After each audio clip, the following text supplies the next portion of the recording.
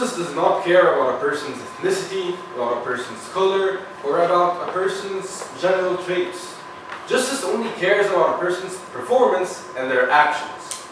Our motion today, that affirmative action is counterproductive when it comes to reducing inequalities, our motion is not blind.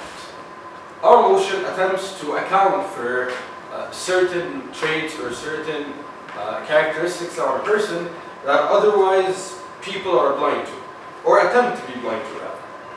Now, affirmative action is of course the process of a business or governmental agency in which it gives special rights of hiring or advancement to ethnic minorities to make up for past discrimination against this minority.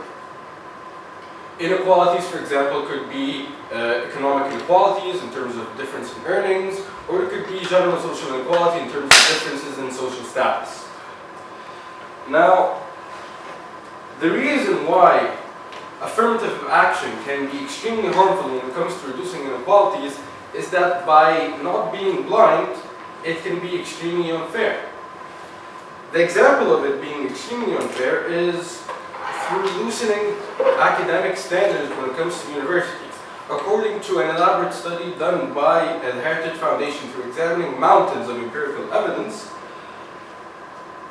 instead of increasing the number of African Americans entering high-status careers, affirmative action reduces numbers relative to what we would have had if colleges and universities had followed race-neutral policies. We have fewer African American scientists, physicians, engineers, and likely fewer college professors and lawyers. The evidence indicates that the effects of race preferential admissions are opposite to what they were originally intended. Now, the reasoning that they give is very elaborate, and if you examine the data, you will find the line of reasoning. By lowering academic standards in order to accept ethnic minorities who otherwise would not have been accepted in normal cases, selective colleges who have extremely high standards lower their standards and then accept a greater batch. And then the university that is lower in ranking and lower in academic level must also lower its own standards to accept more of these students. And so on and so forth until all of the students that are being accepted into a university that normally their academic level and their academic rigor cannot even match. What happens as a consequence is that these students end up dropping out. The dropout rates are twice any other group, twice their white counterparts and twice their Asian counterparts. Under normal conditions in University of California and the University of California system, where affirmative action is not practiced at colleges, although there are less overall African Americans in universities, in Californian universities, less of them drop out. Almost none of them do. Almost none of them do drop out, and they all end up passing and they all end up succeeding.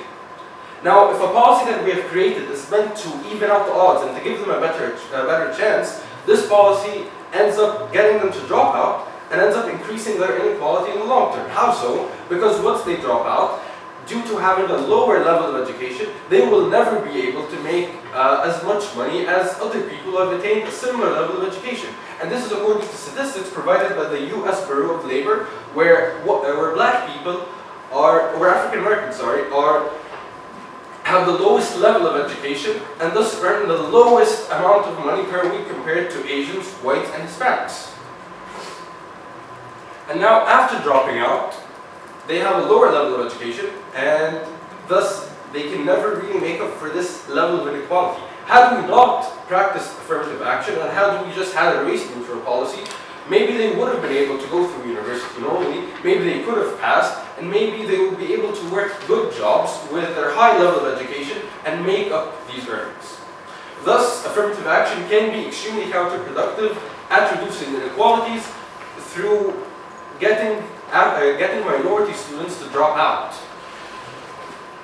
Moving on, assuming that they do manage to get out of university and manage to succeed, when it comes to hiring practices practiced by multiple businesses, they also again loosen their standards when it comes to hiring.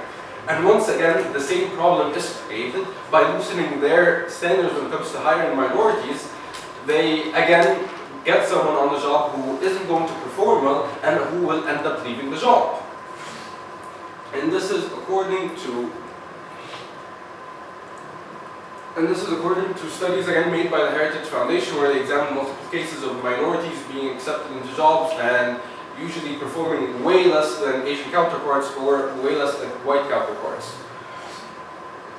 Now the problem of affirmative action is that it attempts to deal with, to summarize these two arguments, the problem with affirmative action is that it attempts to deal with a problem rather than by its cause, it deals with it by its symptoms. By attempting to force equality and by attempting to give so many opportunities, so many minorities are lost in between. They cannot make up for their lack of education, they cannot make up for their lack of performance. The solution isn't to force them into a position that they cannot handle, but rather to deal with a systematic problem systematically. Now, to conclude the speech, as I said, justice is blind. Affirmative action is not. If we are blind to a person's race, if we are blind to a person's ethnicity, and look only towards their character, and look only towards their performance, we can actually achieve a much better result, as examined by the University of California system, and as examined by any sort of a free market economy, where people who perform well will be paid well, where people who do well will be rewarded.